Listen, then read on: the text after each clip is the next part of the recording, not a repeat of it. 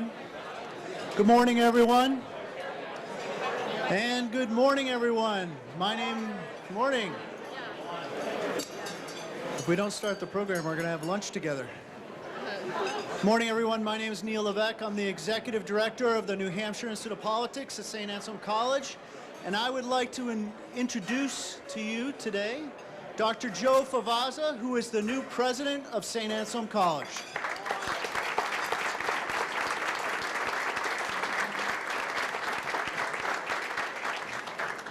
Thank you, Neil. Welcome to the 14th Politics and Eggs, though it's only my second, so I'm new to New Hampshire, but it's such an exciting time to come together, and especially this morning with Senator Cory Booker. Senator, thank you for being here with us. New Hampshire has this incredible tradition, being first in the nation, and so we have this opportunity to be able to come together and have discourse over such critical issues facing the nation. And so I'm so thrilled to be here. I'm thrilled that you're here. Here we are at this beautiful St. Anselm Campus South, the BVI. It's just a lovely setting. And I just want to thank all of our sponsors. It's so important. We couldn't do this without you, and particularly our partner, the New England Council, Jim Brett, who's, as you know, so well known. And so at this point, I'd like to introduce Jim to come up and introduce Senator Booker. Okay.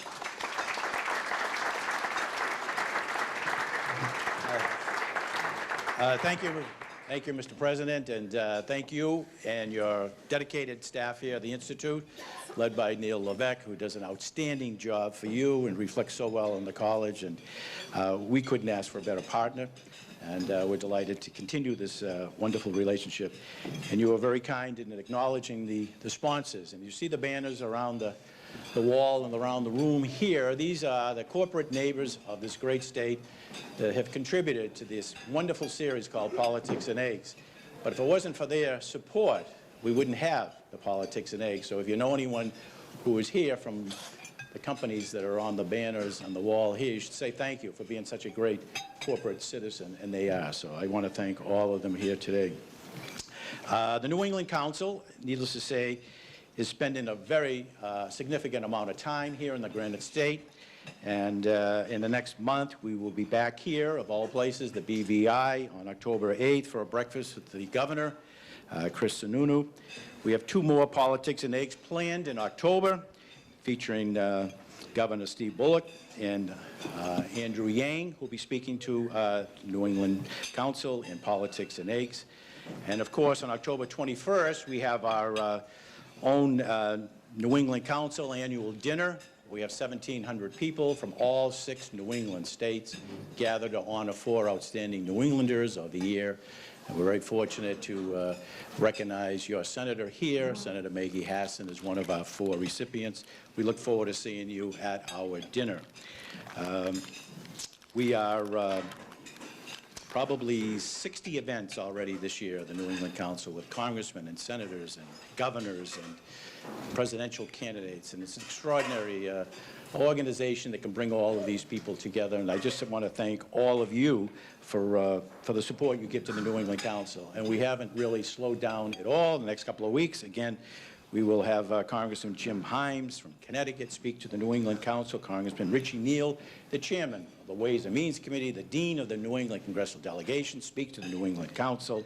Senator Sheldon Whitehouse, Rhode Island, will be speaking to the New England Council. So look forward to seeing all of these invitations along the way. But today, obviously, we are delighted to welcome United States Senator Cory Booker to Politics and Eggs. He has represented his native New Jersey state on Capitol Hill since 2013. Earlier in his career, he served as the mayor of the great city of Newark for 7 years. And during his tenure, the city entered its largest period of economic growth since the 1960s. And under his leadership, crime declined, the quality of life for residents improved as a result of more affordable housing, new green spaces and parks, increased educational opportunities, and more efficient city services. The United States Senate, he's been a leader. He's been a leader in a wide range of critical issues that impact not just his great state, but our entire nation. He's emerged as a national leader in the push for common sense criminal justice reform. And last year, he helped write and pass the First Step Act, a bipartisan bill to reform the criminal justice system and to begin to reverse the injustices of mass incarceration. He's also introduced legislation to give people previously incarcerated for nonviolent crimes a fair chance of employment. Our guest speaker here this morning has supported increased investment in advanced manufacturing and technological development to ensure that the United States remains at the forefront of global innovation. And as a member of the Senate Small Business Committee, introduced legislation that would direct $25 million to a growth accelerator fund, which would allow startup businesses here in this great state to compete for grants to help their businesses grow.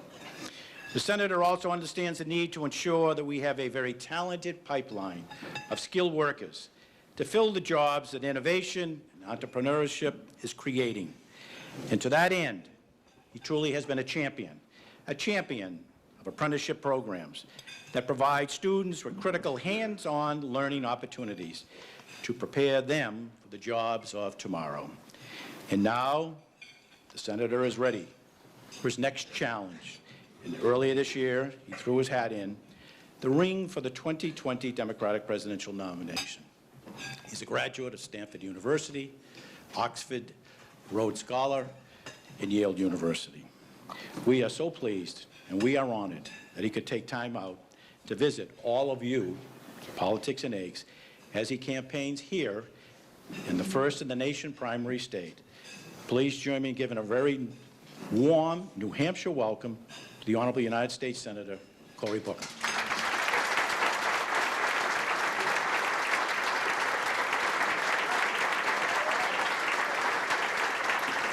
Good morning. Good morning. Wow. I never thought I would see the day that I would be so excited to be here because, heck, I'm a vegan and this is called Politics and Eggs, for crying out loud. So you guys have accomplished something historic already. Vegans lining up to hear me speak and sit with you. See, there's always one. How do you know somebody's a vegan? Don't worry, we'll tell you. All right, so I've got about 19 more minutes to speak to you, then I'm looking forward to answering some questions. I want to jump right in on the theme of my campaign, but more importantly, the theme of my life. And I think it's the most important theme of this country. Our founders were imperfect geniuses. They enshrined in our founding documents a lot of bigotry, a lot of hate. In fact, in our Declaration of Independence, they called Native Americans savages. They called women in our founding documents second-class citizens, blacks fractions of human beings. But that was not the defining character of the country that has endured, the spirit they brought to humanity. They broke with the course of human events and said that we would be the first nation. We are the oldest constitutional democracy that would not be founded because we all look alike or pray alike or descended from the same branch of the family tree. No, they said we would be the first society to put values and virtues, to found a society on the highest aspirational ideals of humankind. And God, it has been a tough experiment, breaking with monarchies and theocracies to create the democracy we have right now.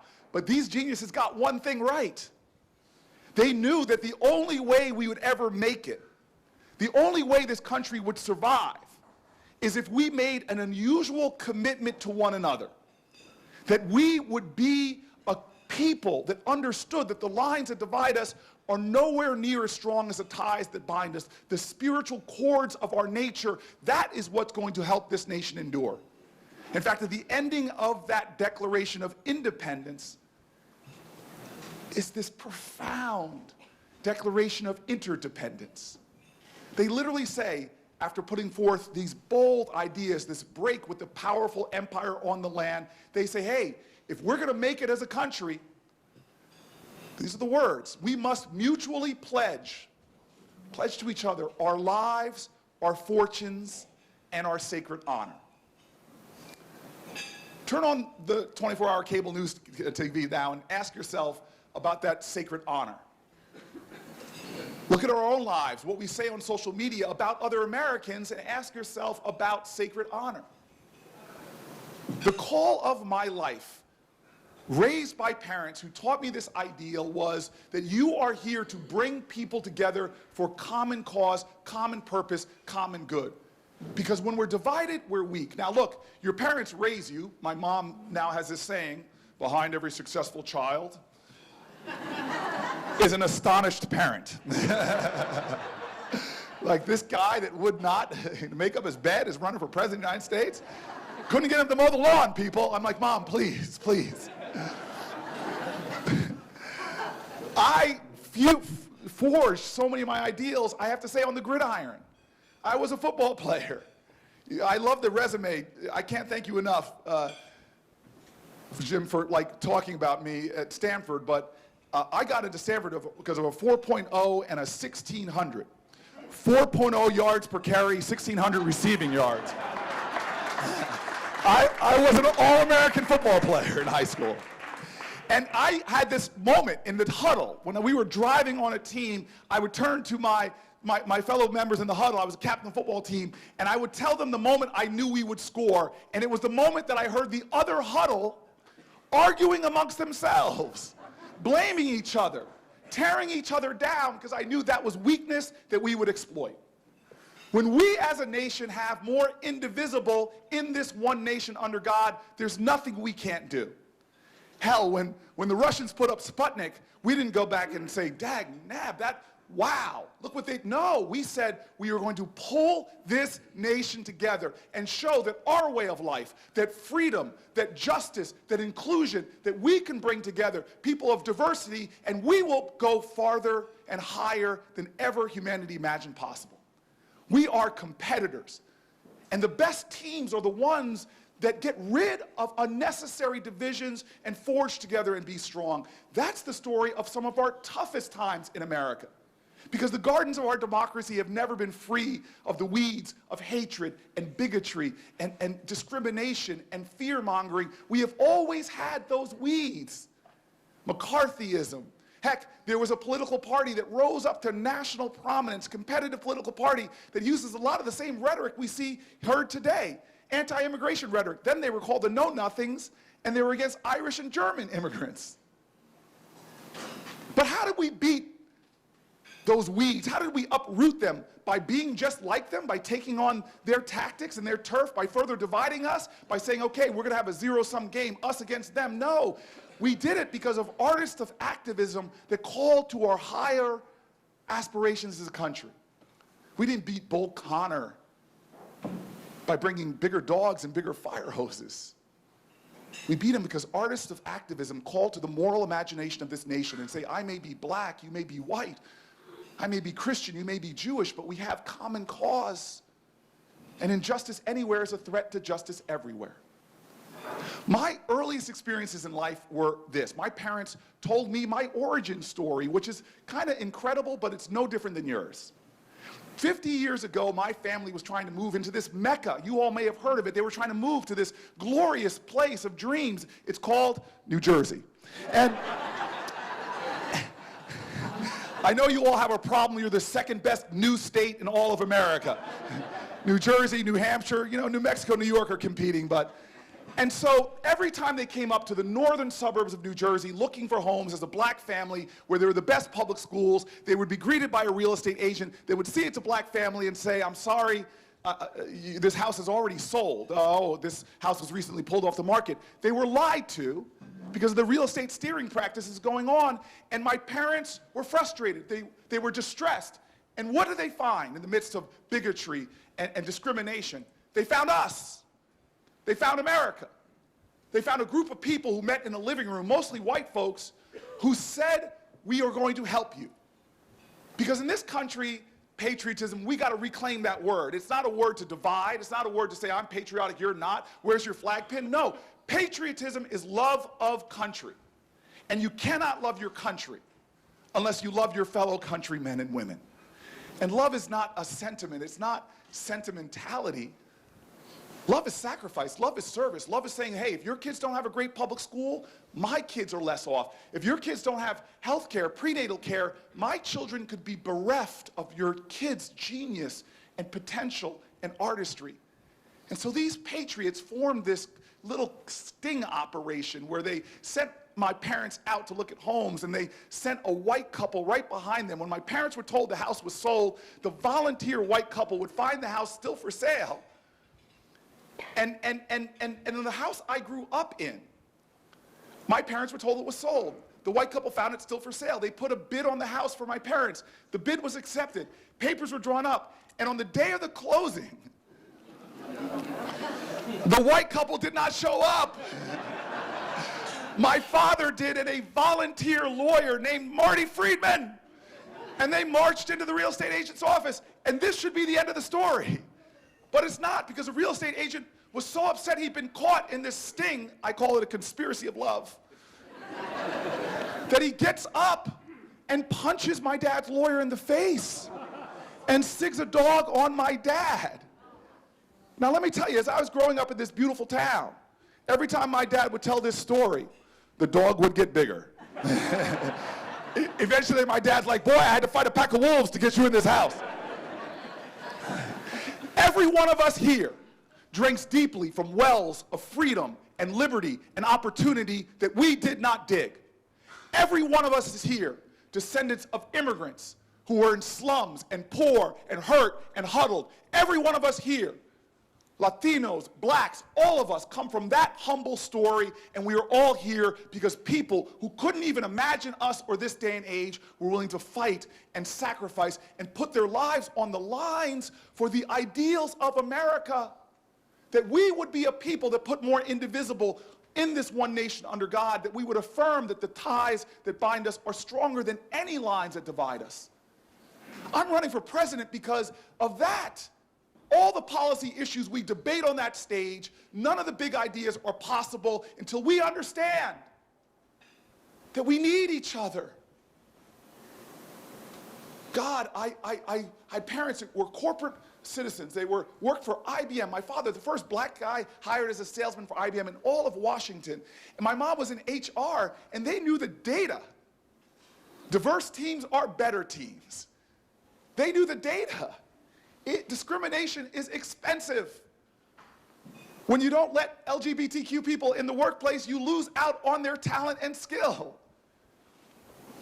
Poverty is expensive. What's more expensive to society? Keeping mentally ill homeless people on the streets or putting them in supportive housing? Well, Seattle, Central Florida, they ran the numbers. Seattle study, they just looked at 23 people and found out far more expensive to have them on the streets, because they end up in jails and hospital emergency rooms than to do the right thing. I'm the only person in the Senate that lives in a black and brown community below the poverty line. I made a decision with my life. I want to be in the trenches of the struggle for America. That's where I've stayed. My community is a beautiful place. But I see the colossal failures that come about when we have an impotency of empathy, where we do not see our fellow American with love, when we don't have a more courageous empathy. Across the street from me is a drug treatment center. I see these beautiful guys. I walk over, I bring food sometimes. They get mad at me because it's vegan food. And I see the horrible story of this country that we decided to treat mental illness with prison. We decided to treat addiction with prison. We've decided to treat poverty with prison. We have tried to arrest ourselves out of everything. And for all the people who know, like I know, that China, our competitor, just built 18,000 miles of high-speed rail. While the busiest rail corridor in North America goes from Boston to DC, no exaggeration, it runs half an hour slower than it did in the 1960s. What have we done with our collective treasure? We were building a new prisoner jail in this country every 10 days between the time I was in law school to the time I was mayor of the city of Newark. God, the grievous waste all around us. Our competitors not only believe in science, their policy reflects it. Our competitors watched us establish the best infrastructure on the planet Earth, which crumbled now. They're blowing past us in common investments for the common cause. They saw what we did with education. We were the best educators on the planet Earth. Now we're not even in the top 10 K through 12, where they're like K-12. The most valuable natural resource on the planet Earth in a global knowledge-based society. It's not oil, gas, or coal. It's the genius of a child. And they said, we're going to cultivate that genius better than you guys.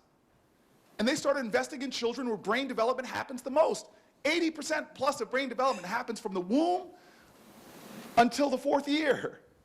And so while America does nothing, all those countries have universal prenatal care. We don't. We lead the planet Earth in infant mortality, maternal mortality, low birth weight babies, and I can show you the data analysis, the balance sheet analysis. It is so much more expensive. It is cheaper to give every low-income woman in this country access to doula care than it is to pay the cost, the medical cost of low birth weight babies, crises at birth.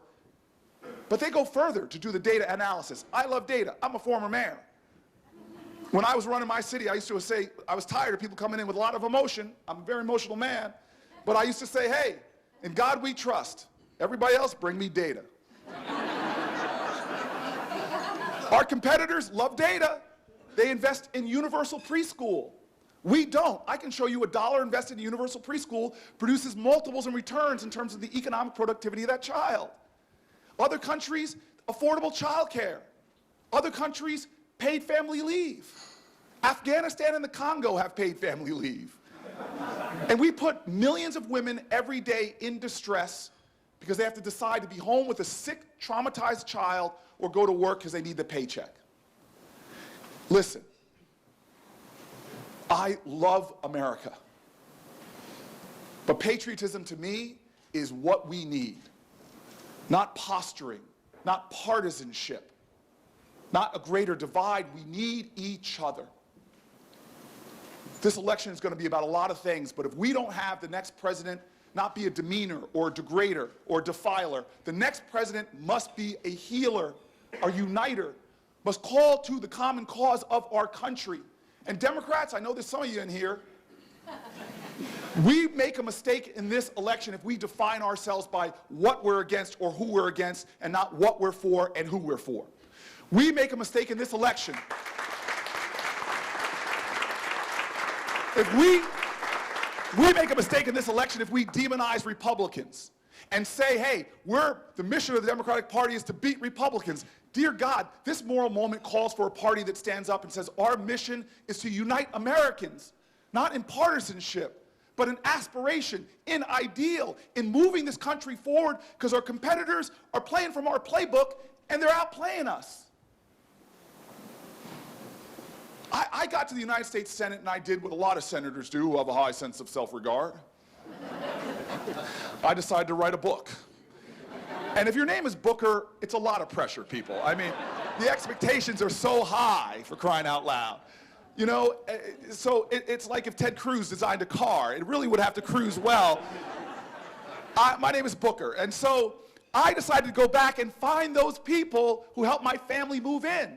The patriots who are white and some black folks who were Republican and Democrat. And I went back and I found the head of that organization. Her name is Lee Porter. She's 92 years old. But by the way, she was easy to find because at 92 years old, she is still head of that organization in New Jersey, Fair Housing Council. And she doesn't represent black people anymore. Lots of black people in my community. She represents same-sex couples and Muslim families and Americans with disabilities, because to her, justice has no color, no race, no orientation. It is one love, one justice, one nation under God. And she confirmed a lot of the stories. It was not a pack of wolves, people. And she sends me to the lawyer who organized everything. He confirms the story, all the facts. I got a great chapter, but finally, I just suddenly said to him, why? He says he was a young man back in the 60s, just started his business, so busy, barely supporting his family. I had to ask him, why would you help black families then spend so much time doing it at a time of fears of white flight, fears of real estate prices going down? Why would you help black families? And he goes, I know the moment I made the decision. I go, the moment? He goes, yeah, it was March 7th, 1965. And I go, that's very specific. What were you doing? He goes, I was sitting on my couch watching TV. This is back in the days we only had 3 channels, everybody. I know it's scary to some of you to think about those days. And most of America was watching what he was watching, a movie called Judgment at Nuremberg. And some of you now know this historic day. He's watching TV and something happens. Breaking news, they break away from an ongoing movie to show a bridge in Alabama called the Edmund Pettus Bridge. And he watches these marchers start in Selma trying to get to Montgomery, and they get stopped on the bridge by Alabama state troopers who would not let them pass. And then he watches in horror as they're gassed with tear gas, and then they charge into them and viciously beat them over their heads. What does a white guy on a couch 1,000 miles away do in this moment? Does he do the trap that I fall into that trap that sometimes we allow our inability to do everything to undermine our determination to do something? No, he doesn't fall into the trap. He gets up in the name of patriotism, in the name of love. He says, injustice anywhere is a threat to justice everywhere, so he says, I'm going to do something. I'm going to go to Alabama. Then he chuckles to himself because he knows he can't close his business. Hell, he can't afford a ticket. So he stresses for a little while and says, you know what? The best calculation, I could afford 1 hour, just 1 hour a week of pro bono work, but dear God, I'm going to do the best I can with what I have, where I am. And he calls around and he finds this young woman named Lee Porter, now 92 years old. And the two of them start working on a scheme. They get other people to volunteer. 65 turns to 66, turns to 67. And now they got more people involved, more volunteers, lawyers volunteering. 68 turns to 69. And he says, Cory, I remember that day that I get a case file handed to me in 1969 of this family moving up from the South, looking for help, distressed. And you know, the names on that case file, that family, Cory, the names on the case file were two names, Carrie and Carolyn Booker, your parents.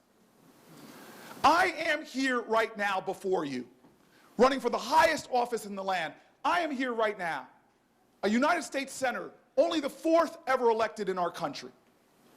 I'm here because a white guy on a couch, in a time of moral trial in our nation, did not just sit there. He didn't care that my skin was different color.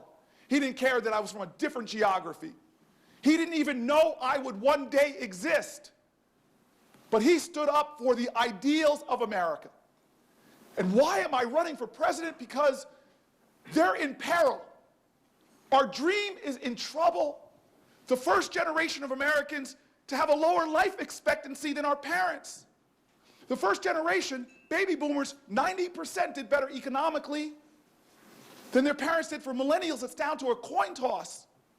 The country that led humanity in education, innovation, infrastructure is now falling behind our competitors. And some of them are totalitarian governments. I'm running for president because I want our dream to live. If you go where Martin Luther King was slain, the hero I heard about growing up, whose pictures was on walls, my parents told me he wasn't a great black American, a great Christian American. He was a red, white, and blue dreamer of this country. And where he was slain, at the Lorraine Motel, go there. It's a museum now. But I was shocked when I saw what was on the ground. It gave me chills. Because what they wrote there is not a tribute to King.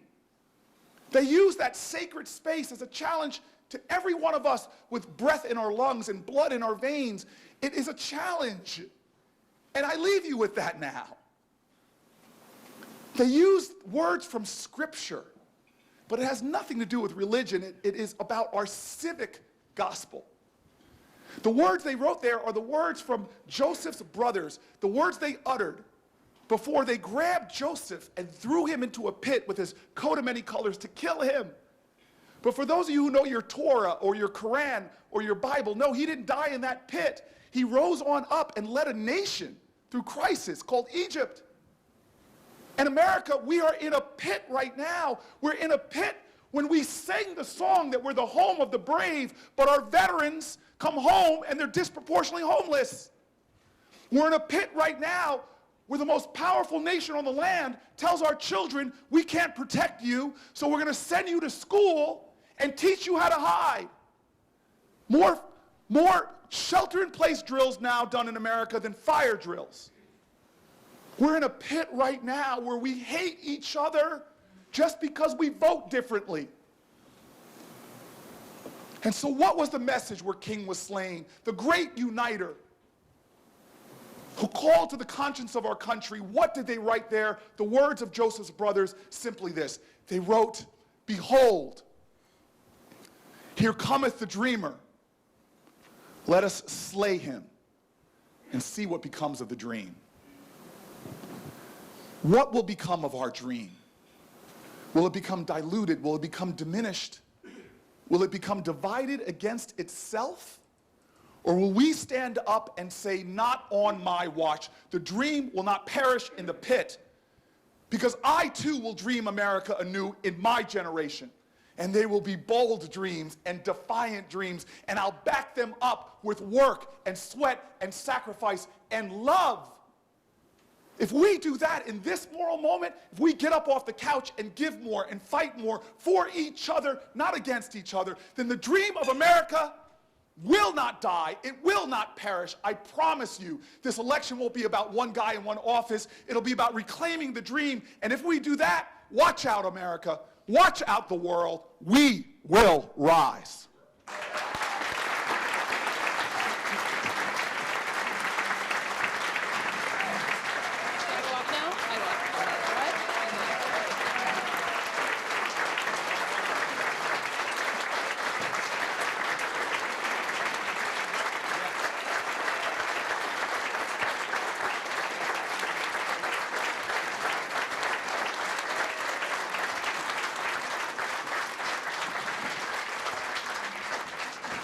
Well, welcome to the Cory Booker rally. I want to thank everyone here. It's going to be hard to top the remarks. But the two words that I just thought were so appropriate, we haven't heard too much in this campaign, is love and decency. And obviously, it's part of his DNA. And we need more of that. If I could just ask the first question, Senator, we have some serious issues in Congress. We have, well, let me finish. Let me, stay with me, Senator, okay? Prescription drug, we're gonna lower the cost, we're gonna renegotiate with Medicare on this.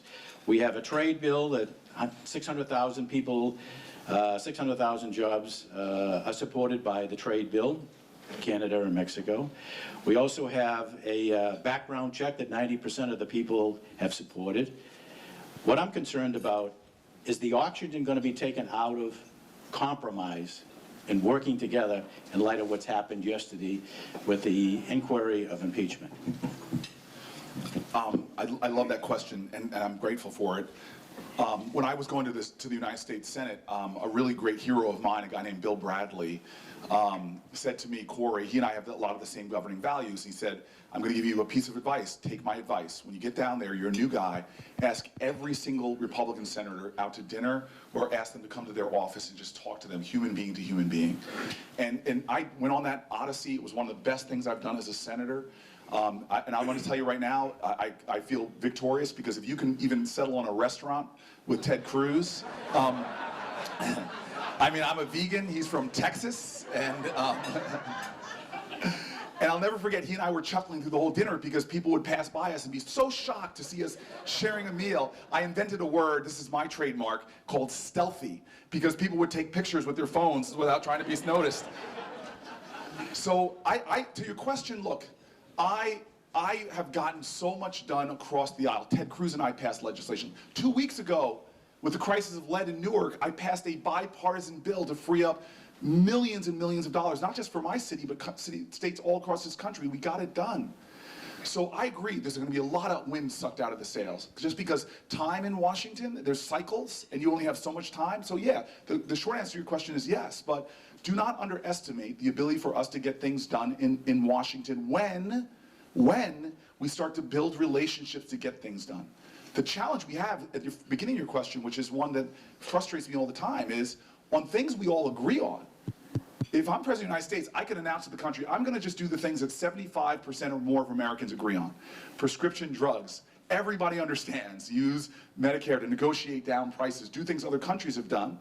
Opioid crisis. I could go through the things that any president there would have a mandate to do and start to rally this country together. So this is, yeah, it's not a distraction. This is a constitutional crisis we're in right now, and we need to deal with it. But my hope, my belief in this country is that we're all so fed up with partisanship, the next president's going to have a mandate to call this country together to do the things we agree on. Okay, we have a student from St. Anselm who has the microphone, and if you would just wait for the young lady here when you raise your hand, and then also identify yourself so the senator knows who you are when you're asking a trick question, okay? Mark from ARP. Welcome to Politics and Eggs, Senator. We've been waiting months for you to be here. My name is Mark Boyd. I am fortunate to be the volunteer president of AARP. In New Hampshire, we have over 500,000 people who are 50 or over. 225,000 of these people are card-carrying AARP members. Right now, our members are concerned with the rising price of medication. To the point that in 2017, 22% of New Hampshire residents stopped taking their prescription drugs because of the cost. Our question is, if you're elected president, what will you do the first day to bring drug prices down? Thank you. Thank you. And this is a crisis in our entire country. And from my neighborhood, a low-income neighborhood, I watch people rationing their insulin.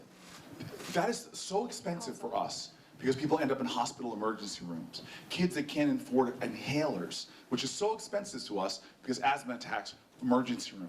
Our whole healthcare system is designed in a backwards fashion to drive up costs even more and drive down human well-being. We're the most expensive healthcare system on the planet, and we get the worst results because of perverse incentives like this. And so my actions from right away on one of the biggest pain points in all of America is, first and foremost, I love markets, but for the government being the biggest buyer of prescription drugs, not to use that leverage to negotiate down prices is, to me, malpractice and also morally wrong. So I will do that, but I'm not stopping there. I know the majority of Americans believe we should join the world of developed nations, like Germany and other countries, that have a simple rule in their country, that you cannot charge more on a prescription drug in our country than you're charging it in our peer nations. And if you do, there's consequences for that. I think people should have their patents taken away if they do those things. That will drive prices. And then the third thing, there's a lot of other things that we can do to begin to attack this problem. And it has everything to do with how we use our research dollars.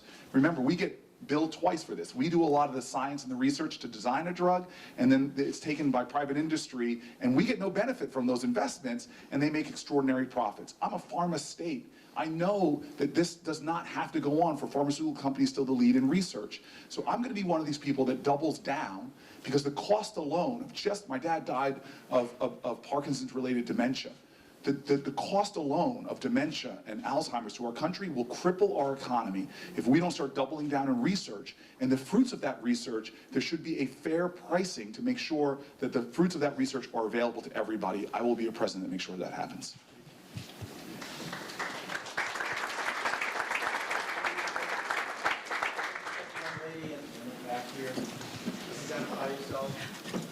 Thank you, Senator Booker. My name's Kim Memsheimer. I'm here with the Alzheimer's Association, and so I appreciate your call out on that.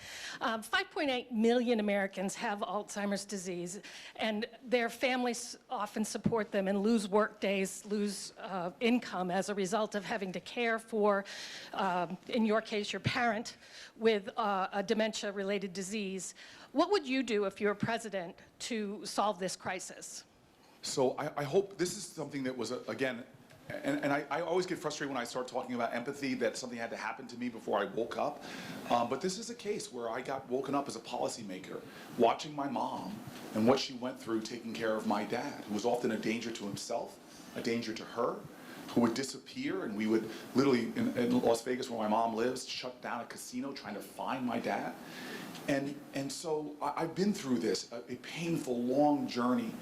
And the things I noticed about my mother, who had a lot of financial resources, but drained through a lot of them, where I watched my mother, I didn't realize what the physical toll it takes on the human, on the person, on the caregiver. I watched her health decline. And I wrote legislation as a senator, and now part of my policy has to deal with this issue. And so here's a few things that we're going to do. Number one, I'm changing what work is defined as in America. I mean, this is crazy that someone who is staying home to take care of a special needs child, staying home to take care of someone, is not valued as work in this country. And they're making a measurable economic impact. So I'm going to double the earned income tax credit, by the way, an idea that comes from both sides of the political aisle. It will slash poverty by 1/3 in this country and give 150 million Americans a wage increase. But I'm going to now make eligible, first of all, to AARP. It should not stop the EITC at 65. Anybody working anywhere should be qualified for it. For the students that are here, college students don't qualify for the EITC if they're working part-time, all of them, but also people who are taking care of somebody at home are going to qualify for that as well. But more than that, I'm changing Medicaid and Medicare, which now have a bias towards putting people in institutions and taking care of them at home. We have a lot of changes with that. There's a lot of things. I'm going to give you one more, though, that's really important. I don't like this fact that we make Americans go bankrupt, burn through their entire life savings in order to qualify for Medicaid. That is so, it's just cruel. And we're going to make sure that the caps on earned income and the caps on savings are changed as well. But this is something I've thought a lot and have a very detailed policy. I hope folks will go to corybooker.com, learn more about it. And if you're there and you stumble and drop $3 on the website as well, I won't be upset. I will not be upset. If, we're going to go all the way, we're going to go way in the back. We're going to go way in the back here, but while the mic is going there, if I could just ask you a quick question, Senator. Some of your colleagues in the Senate and some of the senators that are running for president have talked about abolishing the filibuster. They are so frustrated that so little is being done in the United States Senate that maybe it's time to change the rules. Your thoughts on whether we should change the rules? You know, when I played football, we didn't have that option of changing the rules. We had to work harder, get better, and get stronger. So I'm one of these people, the filibuster is not a fixture of our Constitution, and it's actually not as old as people think it is, but I do honor that tradition. And I worry that if there was no filibuster, when Mitch McConnell, Paul Ryan, and Donald Trump had 2 years, they would have done things that they announced they wanted to do. Take away health care, take away a woman's right to make her own medical decisions.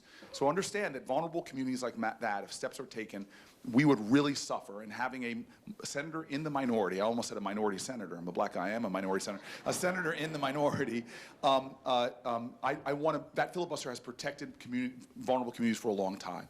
But I'm not taking anything off the table, but I will tell you, there's something wrong right now in America that we haven't figured out a way, and I'm very creative, I had to do this for my city, to make us understand that if we do not start doing big things together quickly, we are losing pace. Now, it may not affect those of us in this room today and our businesses and the resources we want to leave to our next generation, but in terms of 25 years and 50 years, this country will decline massively. And when it comes to climate change, if we can't lead on this issue, you all don't see the scary things I see. I go into bunkers and read classified reports, military reports. They see this as an existential national security crisis, not 50 years from now, when I'm the age of the current president, 25 years from now. They see that what the kind of famines and crises and the fertile ground for people who want to exploit and get people into extremism. So on big things, we need better salespeople in the presidency to start galvanizing the majorities, and those people who are standing on the wrong side of history must pay the price. That's the kind of hard-nosed, rock'em sock'em football that I'm going to play from the president's seat. Thank you.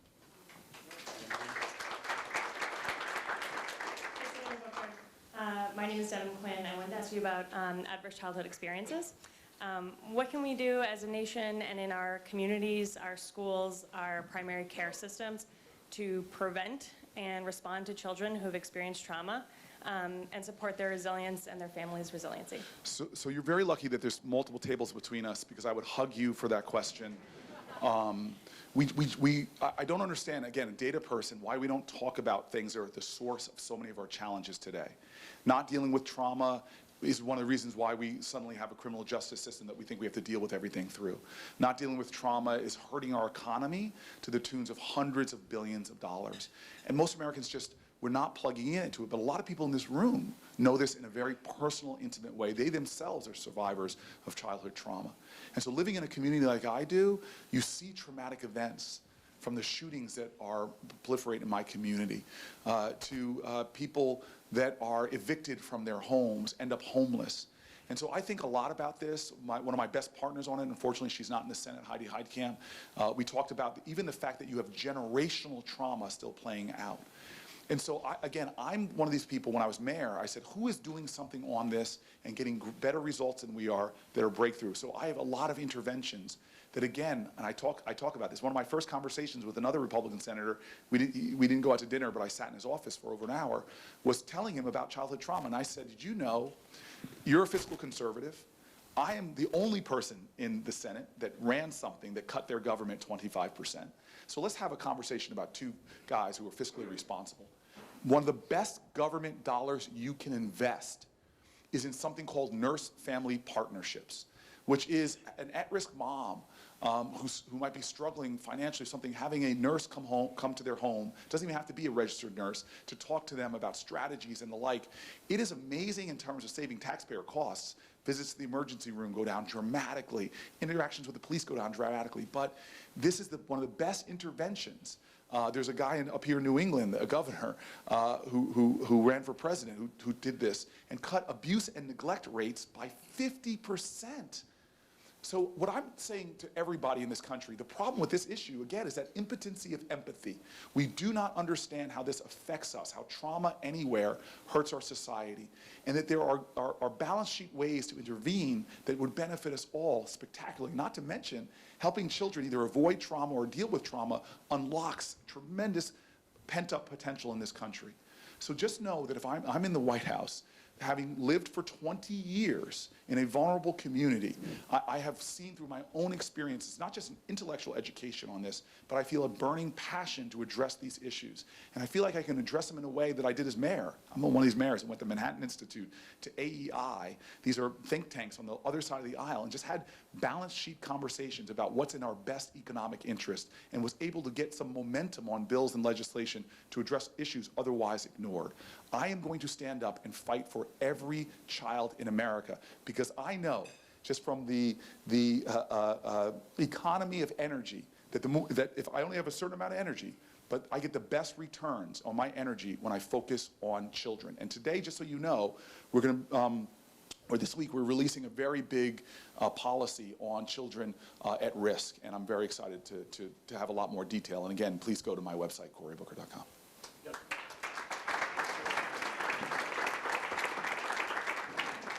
One final quick question, as the senator's on a tight schedule. I can use my laptop. Yes. Latha, thank you. Just identify yourself. I'm Representative Latha Manjapudi from Nashua, and I'm proud to stand here as a brown Indian American, first generation, serving my 4th term in the state legislation, and also, thank you, and also bring attention to one of the second largest religious group, which is Hinduism. That's my faith. And my question is, you are such a uniter. You talk about inclusion that rings so true to my heart. How should today I feel that I need to shed my skin, I need to shed my faith, and I need to shed my heritage in order to be included in the current society we are in. How can you address people who look like me, who follow my faith, and who are in it to serve our community here? What is your answer? This is a very auspicious week for us.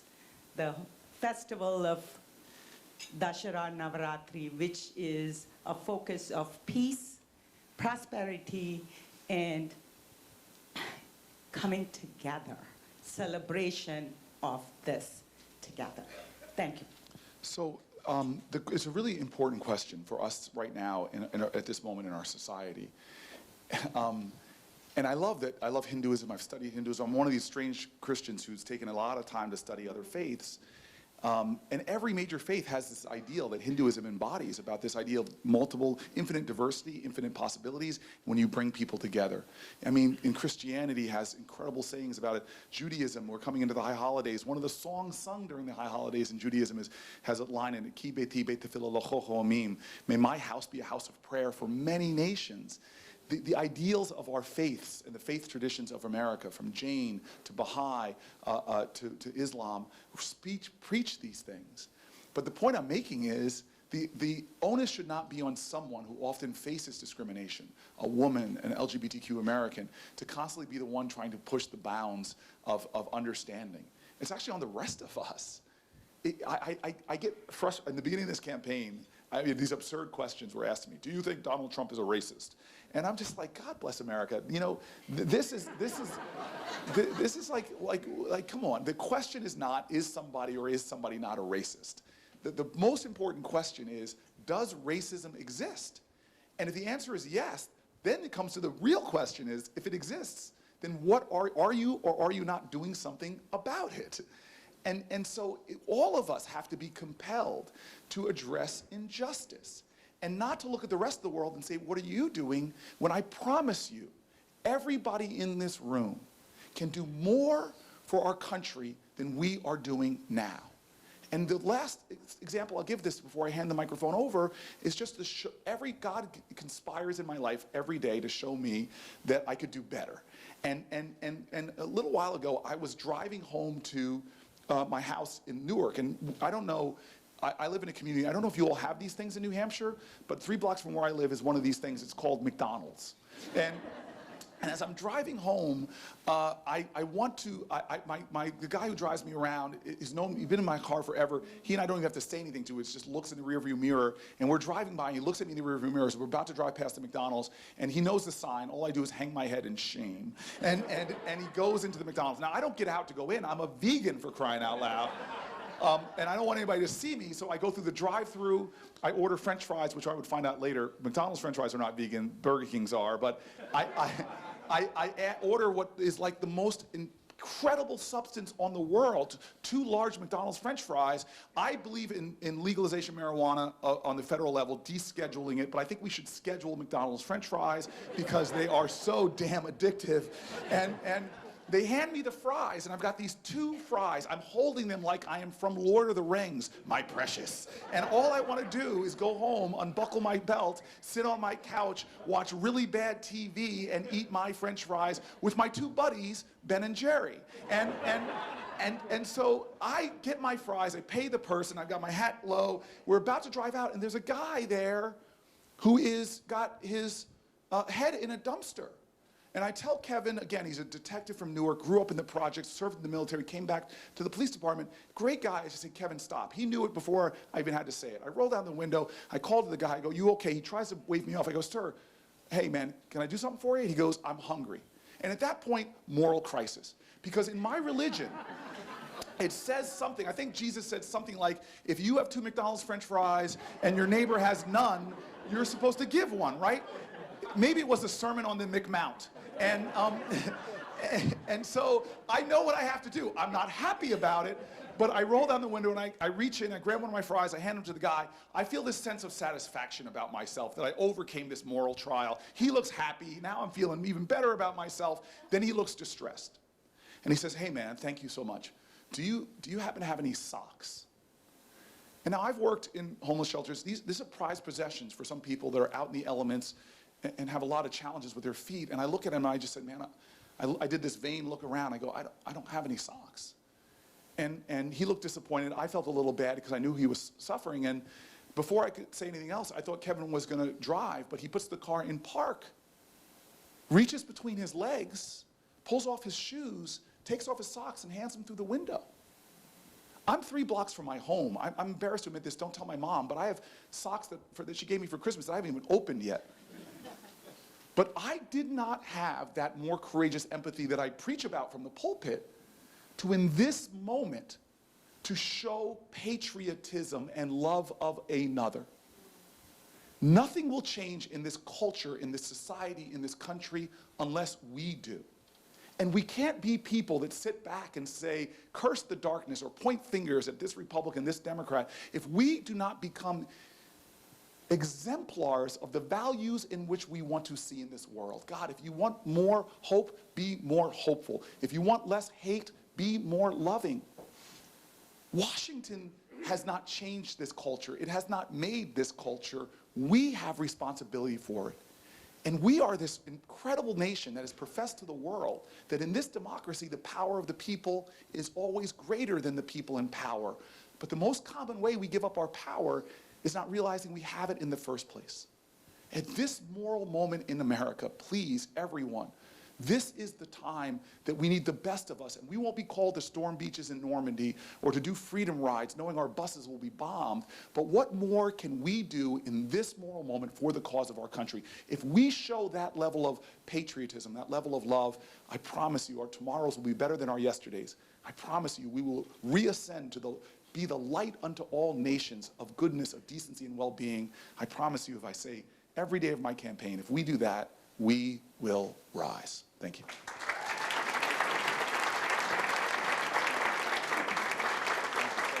I'm going to give you a little bait, yes.